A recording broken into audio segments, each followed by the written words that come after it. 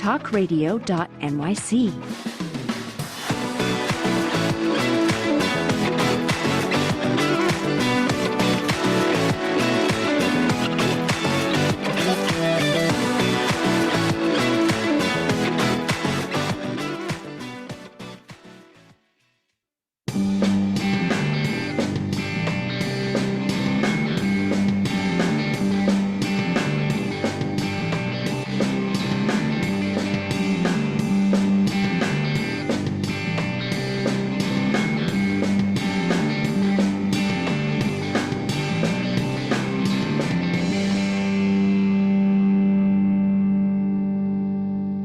What up, world? What up, world? What up, world? Your boy is back, the one and only nonprofit sector connector. Your boy Tommy D coming at you 2 flights up from where I get my coffee. That's right, the kitchen. 2 flights up into my attic, just below the roof of the house. That's where I keep the attic. I don't know where you keep your attic, but they keep me in the attic, and I keep the attic at the top of the house. The show is Philanthropy and Focus. Your boy's the nonprofit sector connector. Life, as in networking, as in other things, is a contact sport. What am I talking about? Life is a contact sport. You got to get out there. You got to make the connections. How do you become a nonprofit sector connector? Well, you get out there, you meet people, you shake it up. You go to the Long Island Imagine Awards in a seersucker suit, and people want to talk to you. Not because of the suit, but maybe they want to talk to you because they're like, wow, why is that circle forming around that guy? He might be an important guy to know. I'd want to connect with him. So I do these things intentionally. Pink linen, seersucker. I'm looking for a salmon or a melon colored linen suit for y'all. So if you have it, if not, I don't want to buy yours. Like, keep yours, but if you know where you got yours from, hook me up, because I definitely need to go that way. I'm also thinking not lime green, but like that green color around Easter time, like pastel green. You know, it is spring has sprung, baby. Spring has sprung. So other than spring being important right now, I bring up the Long Island Imagine Awards because it's how I met my friend Katie Swanson. Katie, good morning. What's up? Good morning. Are you fired? Even if you're not fired up, man, you're gonna be fired up soon. What is going on? I am fired up about what Bethany House is doing and what Yep. I've done and being on your show. As I That's it. shared with you earlier, I am new to being interviewed. So, Well, listen to know. this. I've been told that I make the conversation easy. It's fun. The time flies by. So we'll see if we can do that again. If I could repeat. I want to make a couple comments before we get into our conversation around your very important organization and your very important background. But it is, I want to say, aside from it being spring, which I got to tell you, aside from seasonal allergies, which is beating the heck out of one of my sons, I got a little bit of problems this year, but my son he's getting smoked with the seasonal allergies. But aside from the allergies, my favorite time of year is right now. And I started to like autumn. And if I get a shot, I'll tell you why I didn't like autumn growing up, and I'll tell you that later.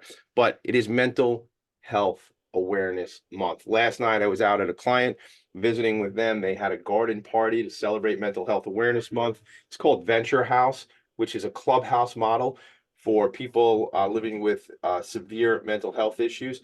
But it's Clubhouse. It's a community, man. It's a community of folks who work for Venture House. It's a community of folks who come to Venture House each day to the Clubhouse, and they work together. They eat together. They have formed community together. There's vocational. There's educational. It's all there. And I was so excited to be able to pop in and visit my friend Juliet Douglas, the executive director, and visit with some of the folks there. You know what the thing about it is community. I've said that 6 times probably already, but that's what it's about, man. That's what life is about. That's what this is all about. I had one gentleman when I was walking out of the event last night, he goes, that was so nice of you to go around and like chat with everybody. And I go, man, that's what we're here to do. Like, that's the whole thing. Like, and I tell you, selfishly, I do what I do because I get to feel good about it, man. And I feel good when I meet people and I talk about what's new with them. And there's a gentleman named Patrick who I met last night who runs the vocational program down there at Venture House.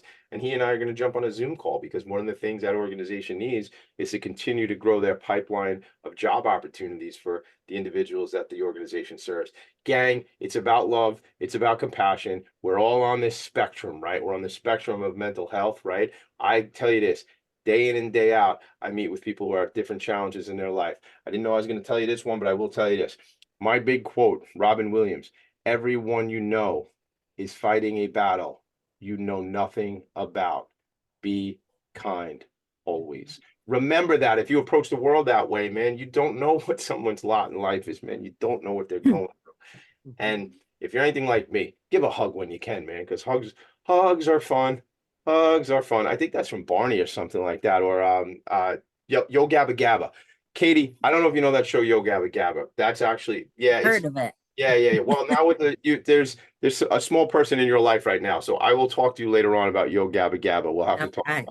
We'll talk about that. No, Uh, but that's wonderful that you went to that last night. it was so Mental health special. is the biggest challenge in Well, I think it's going to be part our of our country. it's going to be part of our conversation today. And I'd ask you, Absolutely.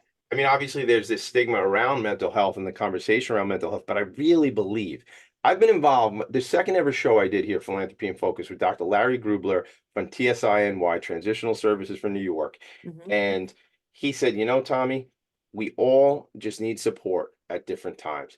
And I think that's what I'm trying to say is like, if That's we just, exactly it. right, if we break it down to that, where, And go ahead, yeah, tell and and the client, the homeless clients that we serve, or just homeless clients in general, they don't have that support, And what my thing is, I've always just wanted to give them what I have, right? What I have that helped me be successful. You don't need you don't need everything that you want, but you need certain fundamental things, and having support, someone you could call to say, like, what should I wear to a job interview? Or my kid did this. How do I deal with it properly, or whatever? It's just, we all have it. We have natural supports, friends, families, neighbors, bosses, but a lot of homeless people are very isolated, and me.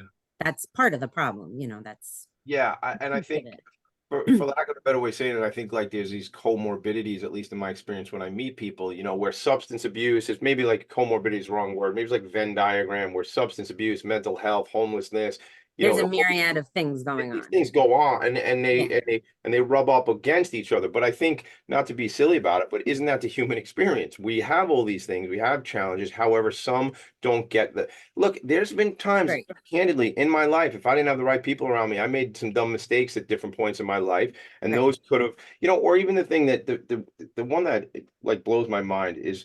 And we're going to talk about all this stuff as best we can, but the one that blows my mind is a family is getting by, quote unquote, getting by, right? And then all of a sudden, someone gets sick. One of the breadwinners, one of the earners, the mom or the dad gets Mhm. sick. Now, the other person maybe becomes a caregiver, and all of a sudden, they can't make the rent. They can't make the bills. They can't. And now they're on the street. And like, nobody did anything wrong. Like, it wasn't even a bad decision or anything like that. It was just kind of the Yes, life. But maybe if they have a safety net and someone can grab them, but if they don't, then they're kind of right. out. So we're going to get Mhm. into a I lot of it. don't, yeah. Tell me. I Yeah, mean, maybe this comes out later, but I don't see, that's not the majority of our homeless population. yeah. I I mean, want to I know can all only that. Tell me. speak about Nassau County, but I imagine Nassau County is an example of the rest of the country. Hmm. Here's what I want to do. You said that you want to help other people and you want people to have what you have, and that we kind of got to that from the Or what a lot of us have, yeah. I, nothing, I nothing want to know, crazy, but but I want to know where that all. So I want to know Katie Swanson. I okay. want I want to know that story. I want to know. So like I got to tell you, I was not somebody who was necessarily like knocking people over to get to nonprofit organizations in my young days. I wasn't a bad guy, but it wasn't relevant to me. I find a Right. lot of my guests have some kind of, you know, Genesis Well, story. Something pulled them. I mean, in your case, yes. what was there something like that? And if so, I what was mean, it's not monumental, but I think that I've always been able to see things kind of clearly since a young age, and kind of see down the road 100 yards, which can be a blessing and a curse. Because when you tell people this is going to happen next year if you keep going this way, and they get annoyed, and then when it happens, they don't really remember you said it or whatever. But I think that I wanted to be a child psychologist when I was younger, because I wanted to give kids a voice, as some kids really do see what's going on and know what's going on and know what needs to happen. And I went to Syracuse University and I started my psychology degree. And I realized that it wasn't exactly what I wanted. I took an intro to social work class. I don't know if I'm so glad that I went down this career path, but I almost was like tricked. I had the most amazing professor for intro to social work. He was the dean of the school, and he had guest speakers come in constantly. This one woman came in and said, Syracuse, is a very impoverished city, and they used to have factories that are gone, so there's not a lot of jobs. And this woman came in, she said that she was an older woman and people started selling drugs in her neighborhood, but she was part of that neighborhood. So she took her lawn chair and she would sit with the drug dealers, because she's like, no one's going to buy drugs from you if an old lady's sitting with you. And finally, they left. And that's how she handled that. And I was just amazed by her. And I wanted to become part of what So she was doing. she was the deterrent. She's like, I will keep the drug purchasers off the block because they're not gonna come here Yeah. because I'm sitting Well, there. I think she was a fixture in the community. People Yeah. knew her, they knew her kids. They, like she wasn't just some random lady sitting No, with them. so It was it a would have been woman they disrespectful. respected. Right. So it's And she just disrespect. said, I'm just going to sit here and hang out with you and let's Oh, see all if right. people buy drugs. And Yeah. I mean, this was in the 90s. They didn't. Yeah. So I started volunteering for her and seeing how, not everybody gets everything they need growing up. And, when you're growing up, you're learning how to be an adult. You're learning how to deal with challenges. You're learning in school. You're doing all that. And did I have a perfect childhood? No, but it was safe in my house. We had notebooks and coats and, a tutor if we needed it. And we always had dinner and when we went to bed, it was safe. Nobody bothered us. And I bring that up because most of the majority of the homeless clients I meet, they've been through trauma, and how do you study for your history test when you're being sexually abused at night, when there's no food in your house, when, there's no parents home, you're watching your younger siblings. Do I go to school or and leave my 3-year-old brother home alone, or do I stay home? And, so just having those fundamental things, nothing crazy, nothing outlandish, but just the tools you need to learn how to become an adult and become resilient and learn, make connections and all So of that. how So did you get tricked? What was the trick though? I'm going back to I don't know. When I say trick, that's a bad word. And I really am appreciative of the path I went down. And it's been a very fulfilling career, yeah, challenging, yeah. stressful, frustrating, but really rewarding. I mean, working with people and helping them and being a genuine support for them is the most rewarding thing. I love that. I think, I try, so in my world, so my wife and I are raising our 4 kids, and we're doing the best we can, man, like everybody, no, I'm not asking for pity or anything. We're And everybody, I have to point, doing the everybody's best we doing the can. best they can, Doing the best we can. whether they're smoking crack or hearing voices, they're doing the best they can based on what they have. 100%. There's a comedian, a guy named Tom Papa, and I like him. I think he's funny. And his most recent special, it could be 3 years ago, but it's on Netflix, and it's called "You're Doing Great. You're doing great." And he was just because it was so cool. He's just like, "Hey, you're doing great. You know, you got a little heavy. You're losing your hair. You're doing great." And I would laugh about. So you're doing great, gang. Give yourself a hug, man. It's important to have that self-love and realize. And I'm talking to me just as much as I'm talking to everybody else, because all the cool stuff I do in the world, sometimes I don't realize like that it is a big deal and it is important. And I have to remind myself and look at the Tommy D character and go, dude, you're doing great, man. It's a big deal. I want to get to this point of understanding. So you come out of Syracuse, and I want So to I know. come in at Syracuse. I became an independent living specialist at 22, living at home. My mom was making my lunch. I'm like, I can't teach these kids how to be independent. I'm not independent.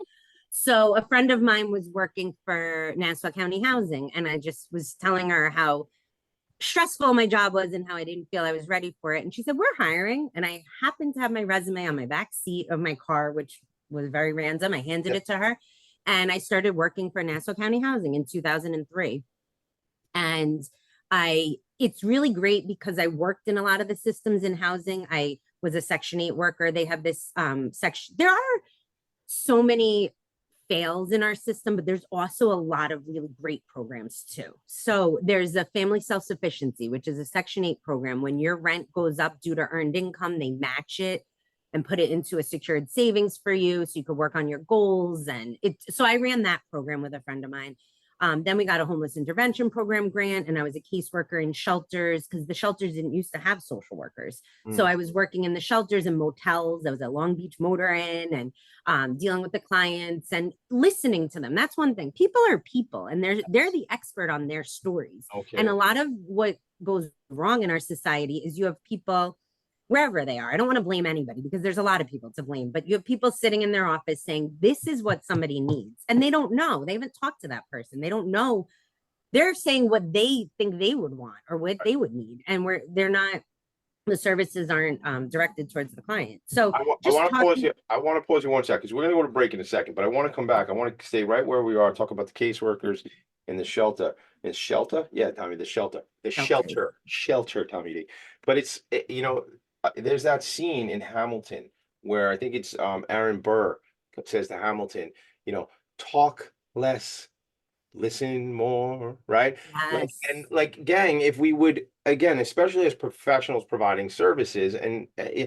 if we find out what someone's situation is, understand what their assets are, and I don't mean dollars and cents, but their Yeah. skill set, their skill cards, what they can Yes. do, right? Everybody has strengths. Of course, Everybody. and I know a lot when we spend a lot of time in the, you know, specifically the Spirit of Huntington Art Center, where I'm on the board. We talk about the community of individuals living with intellectual and developmental disabilities. You know, again, focusing on what people are skillful at, what their abilities are, and not focusing on their inefficiencies and deficiencies, I think is a very, very important part of this work that Mhm. you're talking about as well. But I want to come back. We're going to take a quick break. When we come back, I want to talk about, you said there were not always caseworkers in the shelter. I want to know why that's even No, an.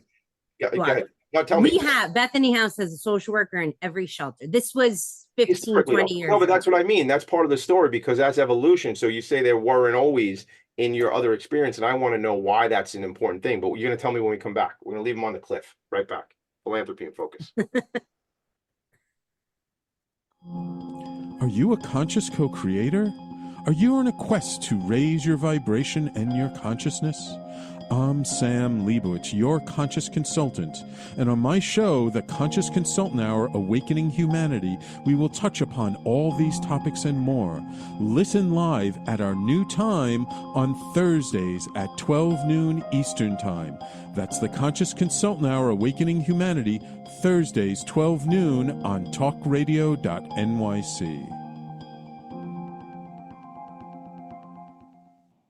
Are you a high-achieving, growth-oriented leader? Are you interested in developing your authentic leadership while creating a healthy, inclusive workplace? Hi, I'm Dr. Mira Brancu, host of The Hard Skills on talkradio.nyc at 5 p.m. Eastern on Tuesdays, where we discuss how leaders develop the hard skills needed to make a greater impact. We interview experts, have live coaching, and tackle these challenges. Listen to The Hard Skills on Tuesday at 5 p.m. Eastern on talkradio.nyc. Are you a business owner? Do you want to be a business owner? Do you work with business owners? Hi, I'm Stephen Fry, your small and medium-sized business or SMB guy, and I'm the host of the new show, Always Friday. While I love to have fun on my show, we take those Friday feelings of freedom and clarity to discuss popular topics on the minds of SMBs today. Please join me and my various special guests on Friday at 11 a.m. on talkradio.nyc. You're listening to Talk Radio NYC. Uplift, educate, empower.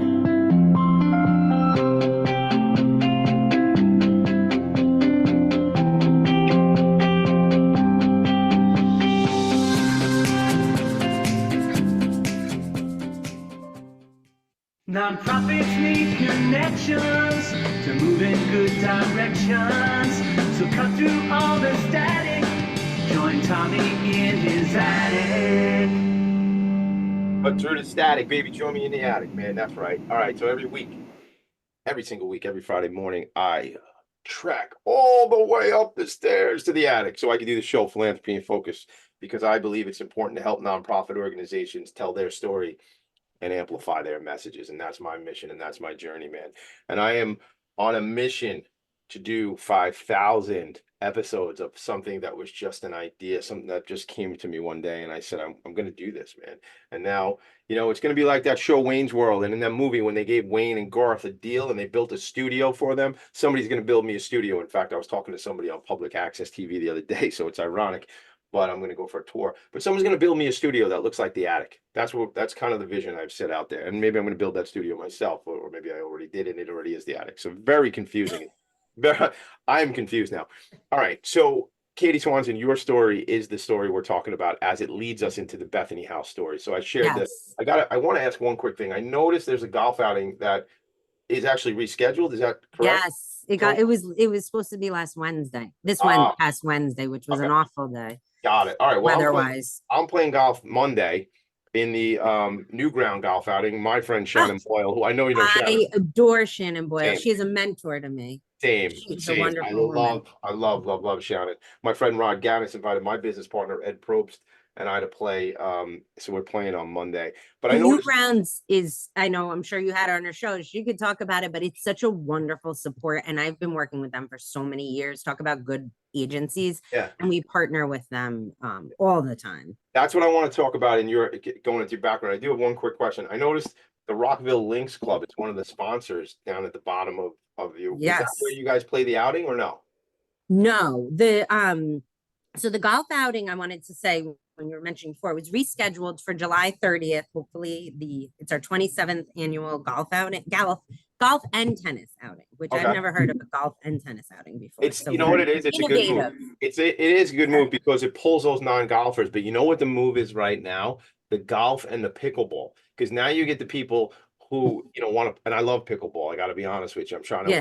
This is supposed to be the year that I work up my game, but this was also supposed to be the year I became a singer. So who knows what's going to happen? You never know with me. You never know. So I might sing while I'm playing pickleball. I feel bad for the other three guys I'm playing golf with on Monday because I might just belt out a song while we're playing. I know I can sing better than I can golf. So July 30th, where is the event? It's at the Rockaway Hunt Club. We do a lot of stuff with the Lynx. Our fashion show is there. But and then we have on June 12th is our garden tour in Rockville Center. And then October 10th is our psychic night. So those are the three events we have coming up. And they're all on our website. I want to make sure we hit them at the end because I like to hit them at the end. The golf totally got my friend Logan, who's doing the production here, loves when I get off track. The ADHD kicks in, the dopamine hit. So I'm going to bring you back. I am a clinical social worker and I will bring you back. Take me back. Take me back. So I know there was a cliffhanger, but should we just move on with my career? Because I think it brought me exactly to where I need to be. Take it away. Okay. So I worked in the field, in the grounds, and I am somebody who listens to people because they're the experts on their journey, right? And I went to college, I've done different courses, so I can filter the information they give me maybe a little differently than they would and express it. But they're the ones with the facts, the story.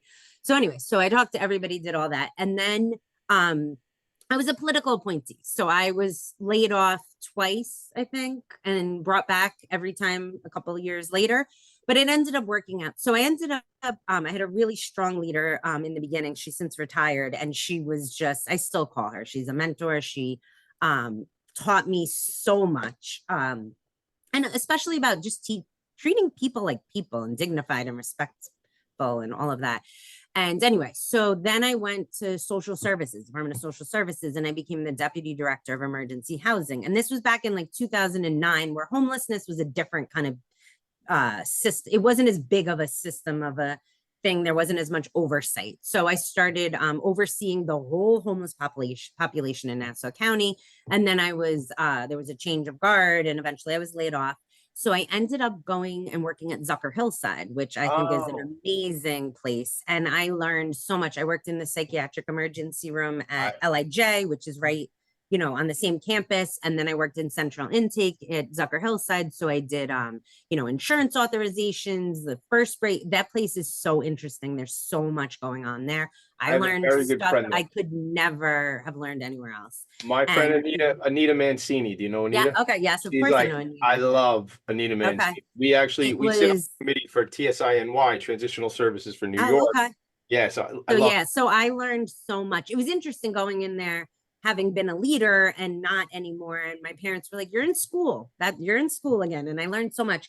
And then I ended up, the county called me and said, would you come back? So I came back, and now I had a real good understanding of mental illness. And now I had my clinical license, and I understood schizophrenia and how it's it gave me so much more tools so that I could work with the homeless and understand them and see what they needed and not have it be as scary, really get people. So then laid off again, asked to come back again. And then Bethany House was looking for an executive director. Now, I oversaw Bethany House and all the other shelters. I used to have their caseworkers come in and meet with them. So I knew it really, really well. And it just felt like the right time. You know, now overseeing all of the homeless, and the population has exploded with bail reform, and, you know, prisons are empty, which is a wonderful thing, because that wasn't the right way to do things, but they didn't make another plan. So now you have people coming out of prison. They've been there for 30 years. They're in a hotel room. You know, there was no, as we do things in our systems, there was no, there was no process. There was no maybe everything wasn't thought out. Or how do we Right. actually manage Yes. this next piece? Yes. Like, let's do things right. So, you know, I always say a society is judged on how you treat your most vulnerable. And look around, we're failing like nobody's business. And I think it's embarrassing and awful and sad. And we're throwing a ton of money at issues not in the right manner. So anyway, I ended up leaving the county in August 28th. So I haven't been with Bethany even a year yet, but I know them. I mean, I remember 2005, the first time I walked into their shelter to do case management with a client. So I've been there since August 28th, and it is just a wonderful place to be. I mean, we have such a community of support, and I don't say that lightly. It is unreal the way the community supports us. Like, I had a mom, I said, she was kind of depressed. And when I said, you need to get out, she said, I don't have a stroller. So I went to Anne, who you've met in my office, and within 20 minutes, she had 2 double strollers, brand new from Rockville Center.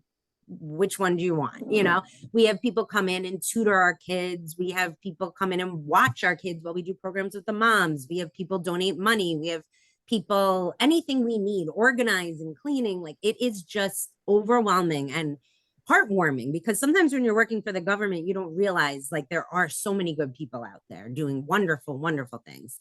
So Bethany House has 3 homeless shelters. 2 are for women with children, and 1 is for women who are single while they're homeless. Some have grown children, some have kids in foster care, but they're single in the shelter. So we have the 3 shelters. Each of the family shelters takes about 10 families, and then the singles shelter takes about 10 women. And then we really are the leader in running shelters. Our shelters, I can get into that in a minute, but we just run wonderful shelters. Then we also have a transitional house, and that I'd like to talk about, because I mean, we'll get back to the homeless problem and ideas about that, but transitional housing is really not around much, right? And the government doesn't technically fund it. There are some strange funding streams or whatever. So we have, it keeps people out of homelessness, right? Which can be traumatizing, you know, and sitting down at social services, losing your job, you know, because you're missing so many days, whatnot, dragging your kids around. So we have this beautiful home in Baldwin where we rent a room or 2 rooms, depending on the family size, to a mom for a small amount. We have a case manager there who helps them with saving and just all of their different needs, you know, school, education, whatever it is. And then we also, another thing, the same social worker does aftercare, which I was talking about, having a community of support. Like this winter, we had a woman call us frantic that her lights were being shut off tonight. And so the social worker got on the phone with her. They put 3-way PSEG in, and without even spending any money, they figured out how to keep her lights on, and they're on, and it's fine. But, you know, she didn't know, or was panicked, or didn't have anyone to call to get that advice. So I think, I know that aftercare is very, very important. And sometimes when we're trying to put money into different programs as the government, we don't value that as much, because it's not like an immediate need that's being met. But that's what's going to help people stay out of homelessness, you know, that's the whole point. So that's what Beth, and we have a small apartment building as well that we are renting to Section 8 clients, because even people with Section 8 vouchers are losing the vouchers. They're you know, they're competitive amounts of rent and whatnot, but landlords are afraid, or they've been through bad experiences and they don't want to take that on. So it's become very hard for people to find permanent housing. So those are. So so we're gonna have to go to break in a sec, but I want to understand. You do this for me, please. Define for not just me, for everybody, the transitional housing, what that looks like versus, you know, I have secure housing, I'm in a shelter. What is transitional housing? It sounds like it's somewhere in the middle of those, but yeah, absolutely in the middle.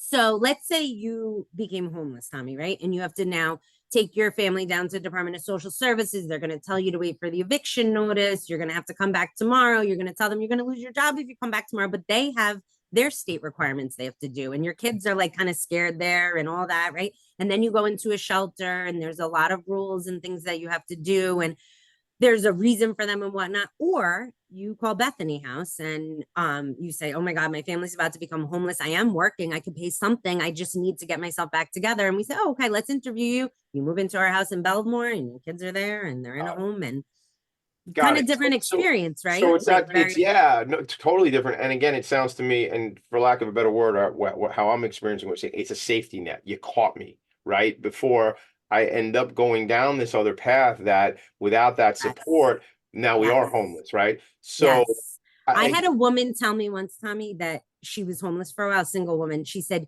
you keep us homeless too long. That becomes our identity. And now we're trying to survive as a homeless person. In the beginning, I was trying to get back into an apartment. Now I'm trying to survive as a homeless person and it's become my identity. That was very powerful. It is powerful. And it's, that's why the words have meanings, right?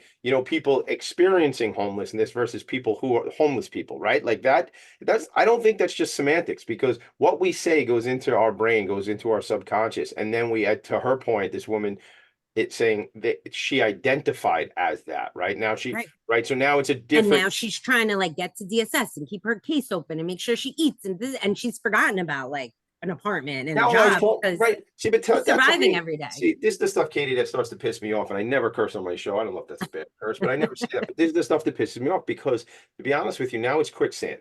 You remember those old movies I've never actually seen quicksand. I don't know if it's real, but I remember those always in the cartoons. And if you're watching the video, you'll see I'm in the quicksand, everybody. And the guy in quicksand would be like this, and he'd just be disappearing. I feel like it's not how do you get, or trying to run up a hill that's made out of ice and you just sliding down the hill, man. I remember. I think of myself all the time as a lifeguard watching people drown, and I'm like, the float is here. Come on, grab it, please. Right on. Yeah, there's some psychological stuff to that too, right? People need to reach out and grab the float too, and there's all different parts, but we got to make it attainable so they can actually swim over to it and reach it. So right.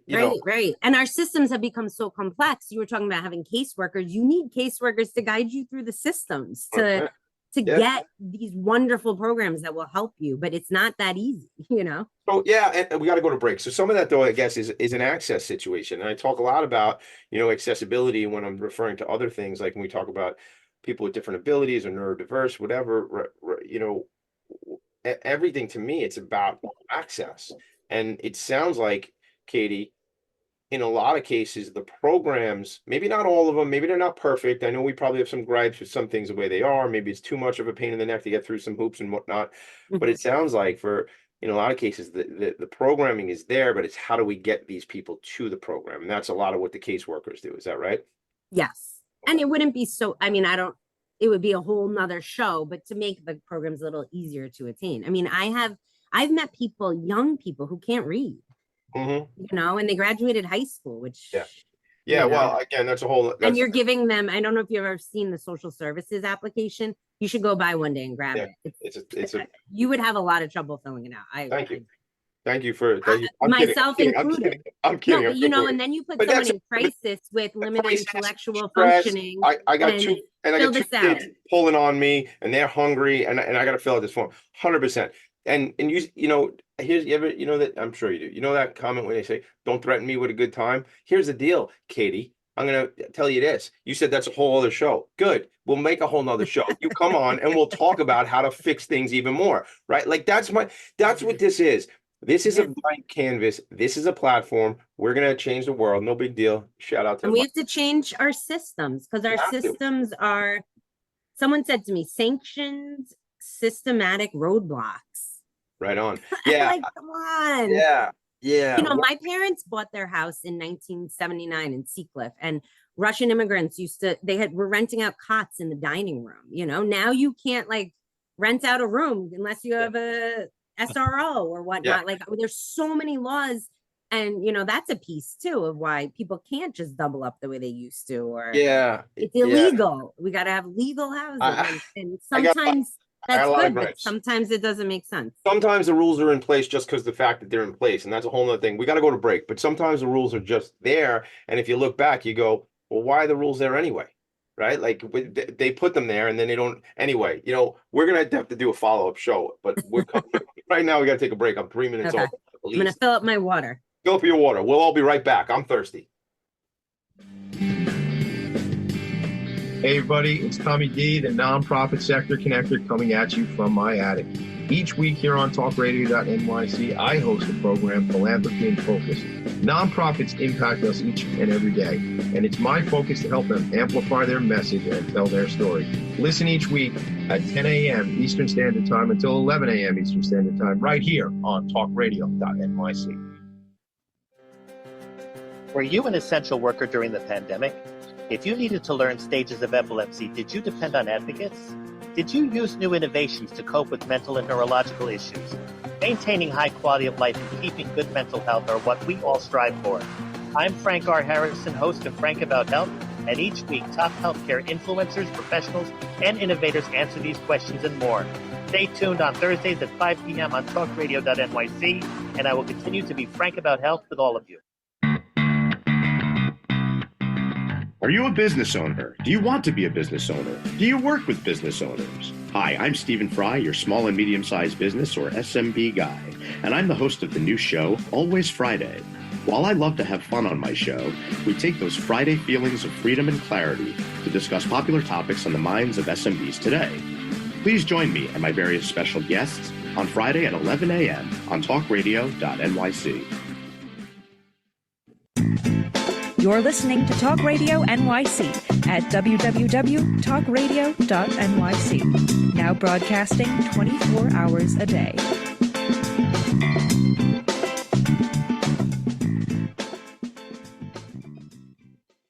Nonprofits need connections to move in good directions. So cut through all the static.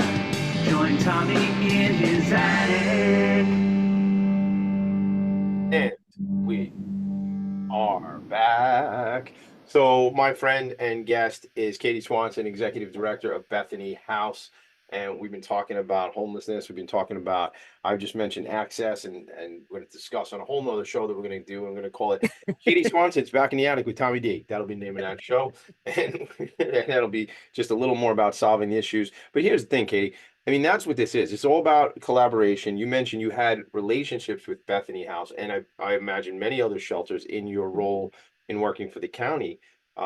So can you talk a little bit about what you saw in Bethany House, and then talk to me a little bit about the programs too? But like, what did you see in Bethany House that when this opportunity came up for you to come on to leave, I guess, how do you say it? Is it public service when you work for the county like that to work for the nonprofit, I guess? And to hone in on like a few cases instead of the thousands. Yeah. And a certain sector. We serve women and children. Right.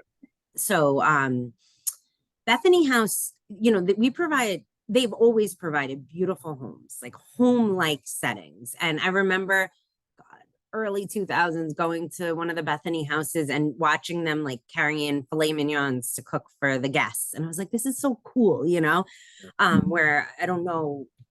And then there's playrooms in the houses, right? There's backyards with play structures, and it's just very warm and like I said, all the community of volunteers. There's, we did a guest survey recently that we call our people who live with us guests, right? So we did a guest survey, and one of the women was like, I'm making memories with my kids, finally, some positive memories, because we have a family now. The mom, she's a wonderful woman. She's got so much potential. We just have to get at her the right way. She's been homeless her entire life. As a kid, she grew up homeless. She has kids, they're homeless, and she never was given a fair shot, So that's what drew me to Bethany House. They're just a really wonderful organization. They've been around a long time, and they have a lot of good programs. And we're, coming up on our 50th anniversary. We were born in 1978. Hold on. Pause, time out, flag on the play, because I was just about to mention something as well. We went to break. I was showing the timeline of this organization. So I must argue what you're saying. not only was this organization established in 1978, I was established in 1978. So let's not start saying you're approaching any sort of nonsense about 50. I was born in January 78. That would make me 46 years old. So Right. not really. So we're not approaching necessarily. I hear you because I was born in 79. So Okay. like the next year I will be, but we're getting there and it's exciting, some momentum. We're Fair in a enough. good And I'm happy to place. celebrate with you. Can we just not rush it? Can we just No, celebrate this year? I feel you. I feel you. And actually reminded me of that. And I'm like, yeah, I know, because the next year I turn 50. Yeah. But we're in a good place. It could be an exciting thing to look at, right? And I think we need more transitional housing and we need private dollars for that. Fortunately, unfortunately, I mean, the fortunate part is there's less government regulations. Not that those are always bad, but you can be a little more creative with what you do when it's private money, as opposed to public money. So let me ask you a question. Funding for that program. Always need funding. And we're going to talk about that like towards the end. Definitely for transitional housing. I mean, I see the key components, right? Are if you could help people. My mom was a fundraiser for years and I had her helping me with something I was writing. And she said, you think trauma causes homelessness? And I said, no, it's a complex issue. It's drug abuse, it's incarceration, it's not getting what you need as a kid. She goes, okay, so you just said to me, you think trauma causes homelessness. She's like, that's what you just said. I'm like, oh, right. You're right. I did. Okay. I do. If I have to put it in one word, trauma causes homelessness. If I had to say one sentence, that's not 100%, but yeah, but I think that word you're using, trauma, is a catch-all for all those other things, right? Like, trauma doesn't mean I was incarcerated, but incarcerated means I have trauma, right? Like it's that. I don't know if that's logic. I don't know if that was before, but it's like that. I think right. And a lot of the women that we serve have been through unimaginable things, and also, there's such thing as complex trauma. I don't know if you know about that, but like. So you're a child and someone abuses you, right? And you go to your mom and she reacts. She says, oh my goodness, I'm going to keep you safe. She goes to the police. She takes you to therapy. She does whatever, right? So you had trauma. But you go to your mom and she says, that was your fault that you did that. And she beats you and locks you in the room. That's complex trauma. Now you went to somebody and they didn't protect you. And that's what a lot of our clients have been through. I was working with I met this wonderful woman at one of our shelters, and she was abused at home, given to an aunt who abused her, put in foster care where she was abused. And, how is she supposed to be thinking about like college or planning or, saving money or having good relationships and developing a good, ego and all of that stuff? How do you do that when you're going through all those things? But it's never too late to treat trauma. And mental health, OMH is making some really great changes right now, which I'm sure you've heard. I'm really excited. They're meeting people more. I'm not the expert on that. I do have a clinical license. I understand mental health, but I don't know exactly what the changes are. I don't want to say the wrong thing, but it seems like overall they're meeting people more where they're at. Yeah. Like you can do virtual, if you're using drugs and mentally ill, you can go to therapy, even though you don't want to start with drug treatment yet, like meeting people a little bit more where they're at, which is what private therapists do, right? When you can afford private therapy, they meet you where you're at. But when you have to go to a system, there's all these rules. So they seem to be changing for the better, which is really exciting.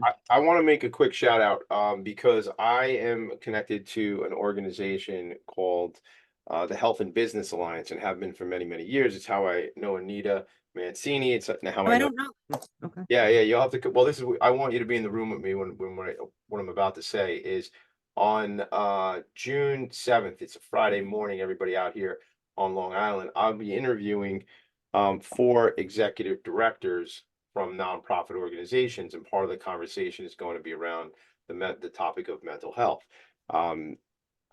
So I'll announce that when we come back from break and just tell you exactly who it is, because I want to stay on point with our conversation here. But it's June 7th at the Viscardi Center, the Henry Viscardi Center in Albertson, Mineola area. And I'll be interviewing these 4 leaders. But so, Katie, like I said, when we talked yesterday, the day prior, I mean, we're always going to run out of time on the show. It's kind of like the cuteness of the show. Like we always run out of time. It's like it's so cute that we do that. But I want to come back when we do take a break shortly. I want to come back and talk about what is kind of in this new role. It is a new role for you. I haven't even been there a year yet. What is your vision who do we hook up with, who do we connect with, who do we collab with, what's upcoming. We'll shout out those events again. And that'll kind of bring us to a close for the show today.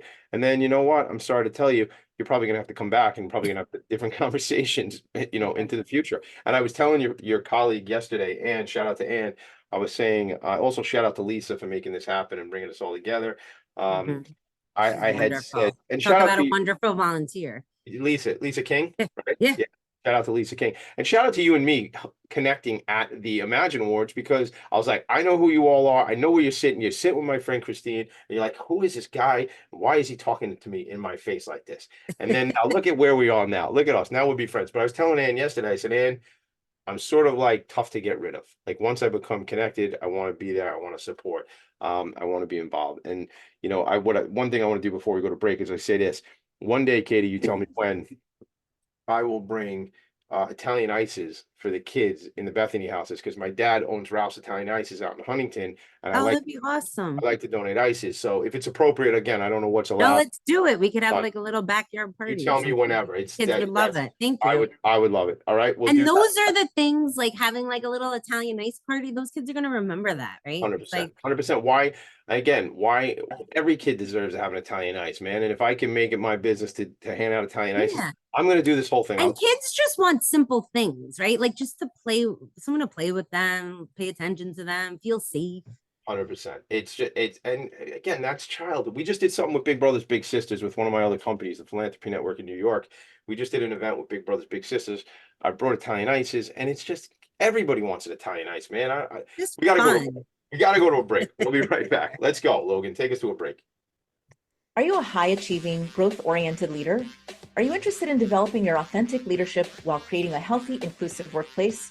Hi, I'm Dr. Mira Brancu, host of The Hard Skills on talkradio.nyc at 5 p.m. Eastern on Tuesdays, where we discuss how leaders develop the hard skills needed to make a greater impact. We interview experts, have live coaching, and tackle these challenges. Listen to The Hard Skills on Tuesday at 5 p.m. Eastern on talkradio.nyc. Hey everybody, it's Tommy D, the nonprofit sector connector, coming at you from my attic. Each week here on talkradio.nyc, I host the program Philanthropy and Phocus. Nonprofits impact us each and every day, and it's my focus to help them amplify their message and tell their story. Listen each week at 10 a.m. Eastern Standard Time until 11 a.m. Eastern Standard Time, right here on talkradio.nyc. Are you a conscious co-creator? Are you on a quest to raise your vibration and your consciousness? I'm Sam Leibowitz, your conscious consultant, and on my show, The Conscious Consultant Hour, Awakening Humanity, we will touch upon all these topics and more. Listen live at our new time on Thursdays at 12 noon Eastern Time. That's The Conscious Consultant Hour, Awakening Humanity, Thursdays 12 noon on talkradio.nyc. You're listening to Talk Radio NYC at www.talkradio.nyc. Now broadcasting 24 hours a day.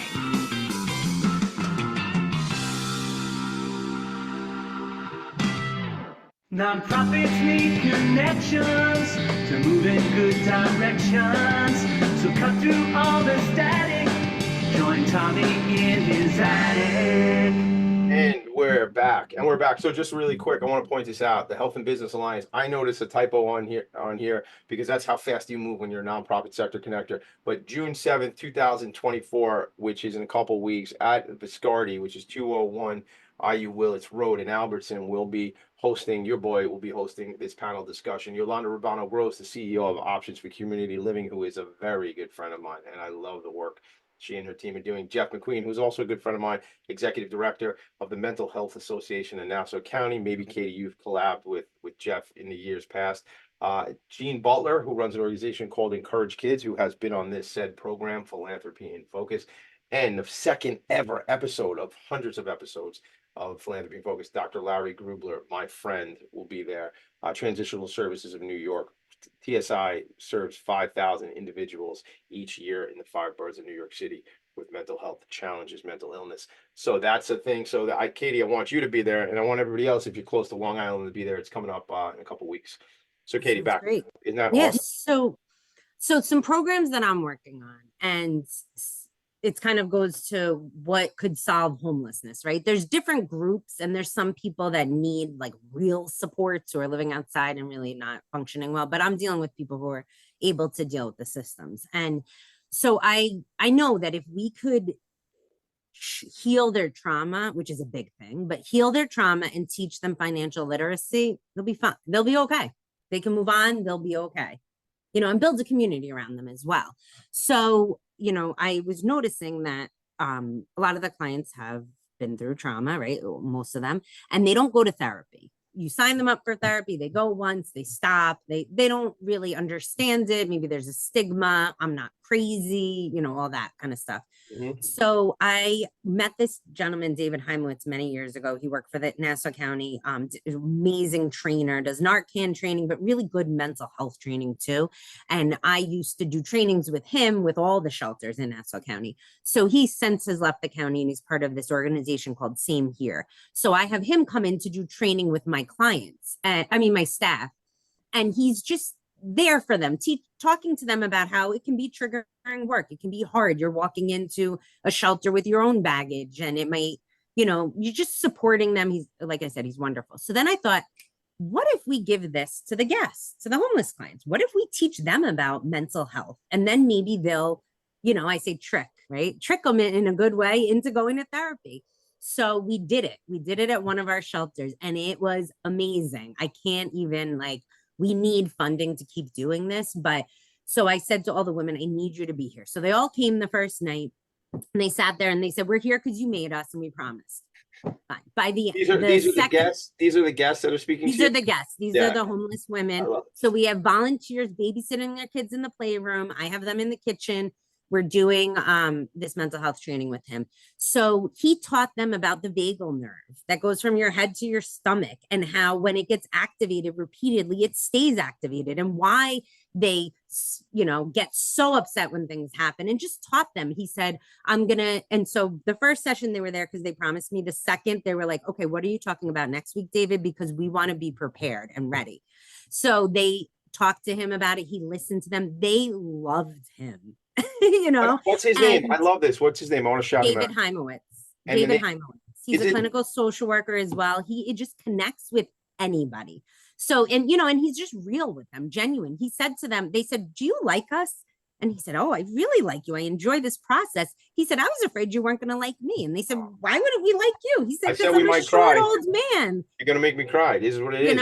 It was beautiful. The notes they wrote him were amazing, and about how they don't feel scared anymore or unstuck. So he said to them, next week I'm going to talk about self-medicating. So one of the feistiest girls said, well, I self-medicate 3 times a day and I'm not stopping by next Wednesday. And he said, okay, thanks for sharing. I just want to teach you why people in America self-medicate. That's all. I'm not talking about you. I'm not it's just, why do people do this? Because people are people, and we're all doing things for the same reasons, Yeah, well, because it was the most beautiful thing. I can't even so we're going to do it at our other shelters. And if I, the more funding I can get, I could just do it. What does that mean? Constantly. We got to think in terms of fundraising real quick. What exactly does that mean? Because we're at that point. So people, giving donations. What though? We How much just does it sent cost? out letters to a lot of This program. Okay, Katie, this program. What's it going to cost? It's around $2,000 for a session, 5 sessions. And how many women can? Where he does it with a group, as many as want. I did it in each house because I feel like it's a journey he's going through with them. Yeah. And it was amazing. A couple weeks ago, I went in and one of the girls said, I was so mad. I was on the phone and my boyfriend was upsetting me. And one of the other girls said, did you do the breathing that David taught you? And she said, yeah, I did. I did the deep breathing and then the fast breathing. And the other one said, and did you do this? Did you hug yourself? Like he said, she goes, I didn't need to because the breathing worked. So I didn't need to. And I was like, game changer. God, Katie Swanson, awesome. What is the ripple effect? Gang, listen up. We're talking about a $2,000 investment in a ripple that will help generations, because now these women are changed and their children will be changed. And they have, I hear around the house, some of my children need to be reminded, use your tools. Use your tools, do the breathing, go for a walk, do the and to see them support each other. That's community. So cool. It was so cool. So he's going to keep doing it, and he's training my staff too. And it's just, because that's what's needed, you know, and to understand like how to, you know, sometimes I have staff, this client did this, what's the consequence? No, we need to build a relationship. So there's just like natural consequences where they're like, sorry, I did that and I should have done it differently. Like, you know, there's ways to motivate people to do things, and there's ways to listen and speak to them. And, you know, one of the clients said when he's self-medicating, she goes, because a lot of them are smoking marijuana, you know, and she said, who was I before I started self-medicating? She goes, I want to know who that was. And like, how cool is that? You know, and they're like, when is he coming back? You I know? had this conversation. I just had this. And some of them started therapy, and that was my as a result of therapy. As a result of being exposed to and we this. started a partnership. It's not formal yet, but a partnership with Central Nassau Guidance and with Epic and South Nassau, so that we have easy ways to get them in. Because I'm like, I need to give it to them on a silver platter. They can't call you and leave a message and get called back. I need my caseworkers to do that. So all they have to do is just arrive and be willing to be open and share. You know, that's it. Because things, you know, you're not supposed to work harder than the client, right, Tommy? I shouldn't do things for you, but some things I need to do for you. Some 100%. Things I need to make easy for you. Because you're going to do the hard work when you're there. That's the hard stuff, you know? Yeah. And listen, the last thing we need is more roadblocks, you know, like, so I'm all right. You know what, Katie, you've convinced me. I want to do the work, but hold on. It's going to take 6 weeks to get you on a call with somebody. What? You got me to the point where I'm ready to do it, man. Don't discourage, like for all that. And I personally, listen, man, I know it when I reach out to seek mental health professionals for people in my world. It's like, what do you mean? You know what it took to get to the point to say yes to that? And now it's like, I can't, we could get you on a calendar in August, right? It's May, man. Like, what are we talking about? So in South Nassau Clinic. They're seeing our clients, their involvement, and they came and did some anger management workshops for free just because they liked what we were doing. And so that stuff's cool. Like, we have to be a whole community, and I got to surround these ladies with positivity. And we just put in the reverse osmosis water filtration systems in all of our shelters, because like, you have to have clean drinking water, right? Like, you're not drinking Brita or Poland Spring. I want you to have the best drinking water. I want you to have good food, a comfortable bed, mental health services. I don't care if you have a fancy car and new sneakers. You don't need that, but you need like the fundamental things, the support that I have, that you have. They 100%. Deserve it too, you know? 100%. And I mean, like, that's like you say, fundamentals, the basics. Yeah, I mean, it's like, how do you study when you're hungry? Listen, a couple of weeks ago, I had on an organization here on the show. We got to go in a sec, but the organization is called Longwood Blessings in a Backpack. Every single Friday, 500 children go home with food for the weekend from this organization. That's awesome. Right? And they asked me to MC an event. They had a casino night event out in Port Jeff, 2 weeks ago on a Friday. So I went out there, the gold and black jacket, the whole thing, right? So I got the crowd, they're eating out of my hands, right? And I'm ready. And I say, you know what? I had this group on my show a couple of weeks back. I'm so excited to have them there. I was incredibly touched by the fact that 500 children go home with the meals that they need for the weekend. However, there are 200 children on the waiting list. Here on Long Island, Katie Swanson. I know. Here on Long Island. So my point is, we're out there. We're on the front lines. We're doing the work. You know, you all more than me, but I'm doing what I can do from my platform.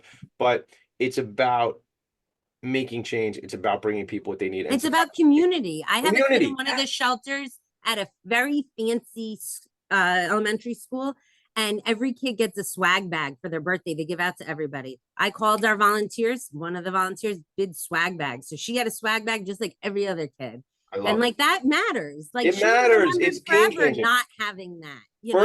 Birthday blessings, birthday wishes. Shout them out quick because we're over time. But birthday wishes is an amazing organization. I got to get them on the show. Do me a favor, who your contact is, let's work that out on the text message stuff and get that going. Gang, Katie Swanson, I appreciate. Check out our website. Is it on your thing? BHNY. Call it out. BHNY.org. We have Instagram and Facebook. You could link from there, and you'll see our events. And we got to go. My buddy Steve's show is about to start. We got it. All right, bye. Everyone you know is fighting in a battle you know nothing about. Be kind always. I love you. Katie, thanks for being here. Make it a great day. People are people. Nonprofits need connections to move in good directions. So cut through all the static.